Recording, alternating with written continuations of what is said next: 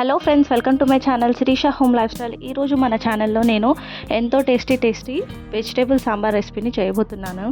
ఇలా చేసుకోవడం వల్ల ఎంతో హెల్దీ, పిల్లలకు బాగా నచ్చుతుంది. లేట్ చేయకుండా ప్రాసెస్ ఏంటో చూసేయండి.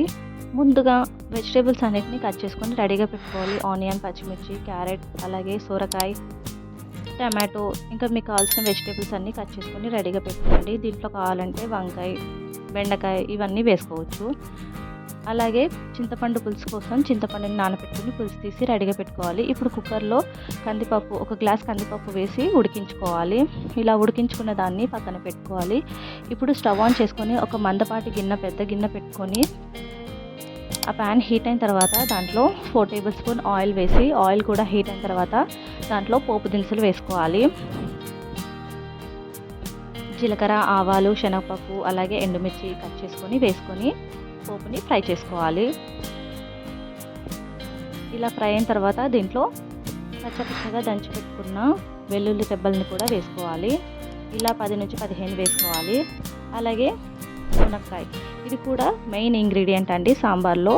దీన్ని కూడా తొక్క తీసుకొని చక్కగా వాష్ చేసి పోపులో వేసి బాగా ఫ్రై చేసుకోవాలి. ఫ్రై అయిన తర్వాతనే దీంట్లో 1 టీ స్పూన్ పసుపు వేసి, పసుపు కూడా బాగా ఫ్రై చేసుకోవాలి. ఇది మొత్తం ఫ్రై అయిన తర్వాత కట్ చేసి పెట్టుకున్న ముక్కలన్నీ, వెజిటేబుల్ పీసెస్, ఆనియన్, పచ్చిమిర్చి, టమాటో, క్యారెట్, సొరకాయ ఇవన్నీ వేసుకొని చక్కగా కలుపుకోవాలి. ఇక్కడ నాకు అవైలబుల్గా ఉన్న వెజిటేబుల్స్ వేసుకున్నానండి. మీరు కావాలంటే వంకాయ, అలాగే బెండకాయ, ఇంకా రాడిష్ ఇవన్నీ కూడా యాడ్ చేసుకోవచ్చు. ఇలా అన్ని వెజిటేబుల్స్ వేసి సాంబార్ చేస్తే చాలా టేస్టీగా ఉంటుంది, అలాగే హెల్దీ కూడా.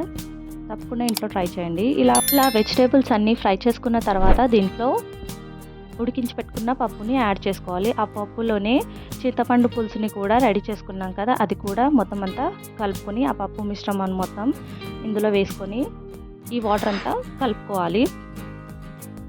ఇలా మొత్తం అంతా కలుపుకున్న తర్వాత దీంట్లో టేస్ట్ కోసం కరివేపాకు, కొత్తిమీర ఇది కంపల్సరీ వేసుకోవాలి. ఇలా వేసుకొని మొత్తం మంచిగా కలుపుకోవాలి. కలుపుకొని కాసేపు కుక్ చేసుకున్న తర్వాత దీంట్లో సాంబార్ పౌడర్ని యాడ్ చేసుకోవాలి. ఇలా సాంబార్ పౌడర్ వేయడం వల్ల సాంబార్ టేస్ట్ చాలా బాగుంటుంది. మీరు ఏ బ్రాండ్ పౌడర్నైనా యూస్ చేయొచ్చు. నేను MTR సాంబార్ పౌడర్ని వేస్తున్నాను. ఇలా వేసుకొని మొత్తం అంతా కలుపుకోవాలి. ఇలా మొత్తం కలుపుకున్న తర్వాత దీంట్లో టేస్ట్కి తగ్గట్టుగా సాల్ట్ వేసుకోవాలి. 3 టేబుల్ స్పూన్ సాల్ట్. అలాగే దీంట్లో కారం అవసరం లేదండి, చిల్లీ పౌడర్ వేయొద్దు. మనం పచ్చిమిర్చి వేసుకున్నాం కదా, ఆ కారమే సరిపోతుంది. ఇలా మొత్తం కలుపుకొని కాసేపు సాంబార్ని కుక్ చేసుకున్న తర్వాత ఇంకా సర్వ్ చేసుకోవడం అండి. ఎంతో టేస్టీ సాంబార్ రెడీ అయిపోయినట్టే. ఇది పిల్లలకు బాగా నచ్చుతుంది. అన్నం మొత్తం ఈ సాంబార్ తోటి తినేయచ్చు, అంత టేస్టీగా ఉంటుంది.